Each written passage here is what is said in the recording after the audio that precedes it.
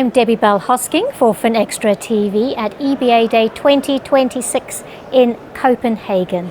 And I'm joined by OlivIer Lens, Head of Central and Eastern Europe, SWIFT. And we're going to try and demystify cross-border payments.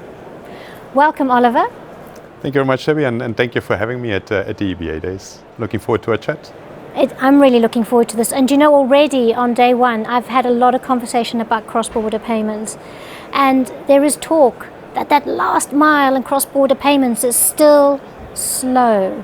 So without diluting regulation at this end, where can payment service providers and banks see improved clarity for increased speed? It's a good question, and let's start indeed with that last mile. I think it's an important one, because when we look at cross-border payments, we look at them as a whole, as one piece. While we, after a few studies we did, a few market studies we did, and then I think we studied around 40 markets globally, we clearly could define that 80% of a payment is spent in that last mile. Now, what is that last mile? Because that's also something I think people need to understand when we talk about it. From where I sit, of course, at SWIFT, it is looking at a payment that is initiated over the network, then goes off the network. And there actually, when it goes to the beneficiary bank and needs to hit into the beneficiary account, that's where we see that a lot of time is spent, which is the 80% of the whole time a payment spends in the area, if I can say it so. Now, what is the cause of that? And I think there's different reasons, and the reasons are very different depending on the market. Now, there's a few things that are coming back, and we said we're not going to talk about the regulatory aspect, but for example, the FX component into it is actually impacting the speed of payment.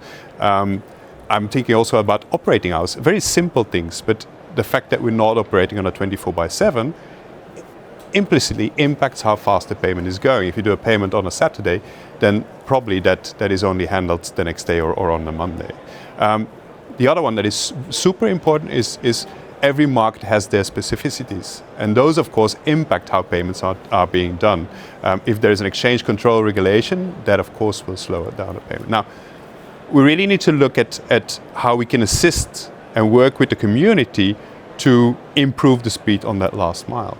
Now, we've been working as well with the community and a coalition of banks to see how we do that. How can we use market infrastructures, instant payment schemes locally to speed up that payment? Now, as much as we say that, I think it's also really important to not only focus on the back end, but we also need to look at the front end. Yeah? You can fix for the back end, but if you don't fix for the front end, then you as a consumer still are going to have a bad experience. So your payments experience as a whole is what we need to look at, but the speed component is really in that last mile part. Yeah? So as we are going now working with the community, we have several initiatives that are in the market to work and see how we improve that. And these elements are being put in the market as we speak. It's interesting because even though we're focused on speed, it's a complete journey from what you're saying. Yeah, you need to look at it from an end-to-end perspective, and I think whereas as a market, we are very much looking at, in a divided way to a payment, where we look at one side the front end of it, and on the other side probably very different people looking at the back end of it. And I think what is really important, and that's what we see from a SWIFT perspective, is that we need to bring those two together. So doing that, you're ultimately going to create a better payment experience for the end user, and it's all about the end user from that point of view. And let's get on to technology, because that's also on everyone's lips in its various forms. But what role is technology playing in terms of making a more connected and real-time payments ecosystem that's going to meet the needs of businesses and consumers worldwide? Yeah. Actually, it does link back to your previous question by first understanding what we need to solve for. Yeah? And I think it's always important that when we talk about cross-border payments, is what is working and what is not working. Yeah? So if you look at a cross-border payment, and again, I can talk from a SWIFT perspective there, we see that 75% of the payments happen within 10 minutes. Okay, that piece is working, and then it comes back to that last mile. There's two ways to go about it. You can rethink the world and come with a completely new world. Now, technology and implementation of technology happens in phases, and not everybody is at the same level. So I think there's different ways in which you need to gear and use technology. Technology is then at that moment an enabler. So from where I sit, it is really about making sure that we use what is already there to improve the experience of the customer, to your point.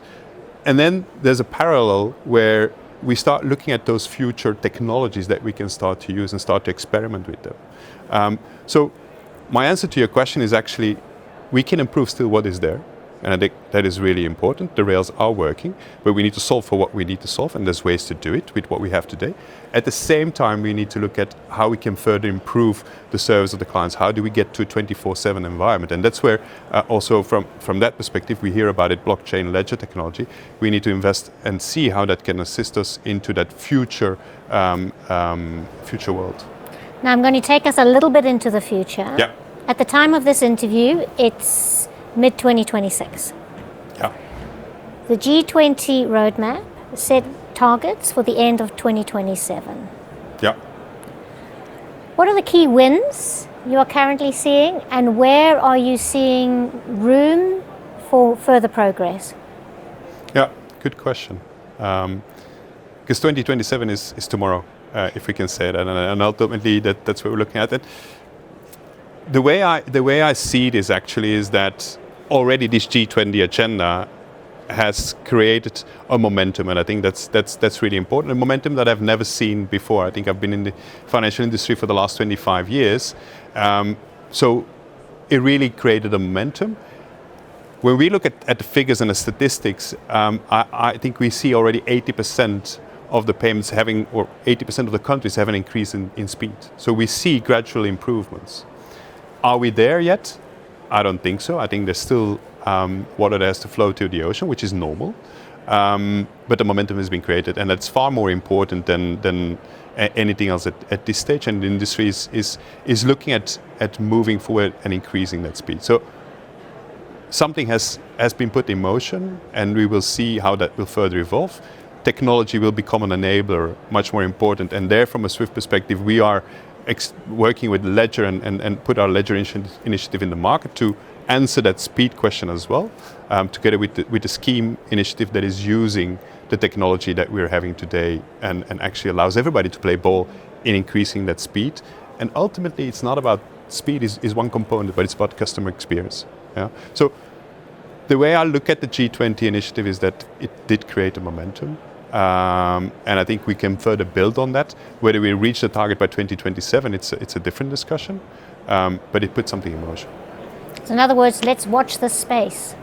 Let's watch the space, for sure. See where that momentum goes and what develops. Exactly. And maybe also, I think, the community, because we didn't talk about ISO 20022, but all that fits. So there's a lot of building blocks that have been put into the market that should allow our participants in the community to improve the way to do business, increase efficiency. When we increase efficiency, we increase the payments, or at least the experience of the way people experience making payments at the back end. So there's really a lot of building blocks. Now, these building blocks do take time before they come to full result or to full maturity. But yeah, I strongly believe that there's a positive evolution from that perspective. That's a lovely way to end this interview. Oliver, thank you so much for joining us. Thank you for having me, Debbie.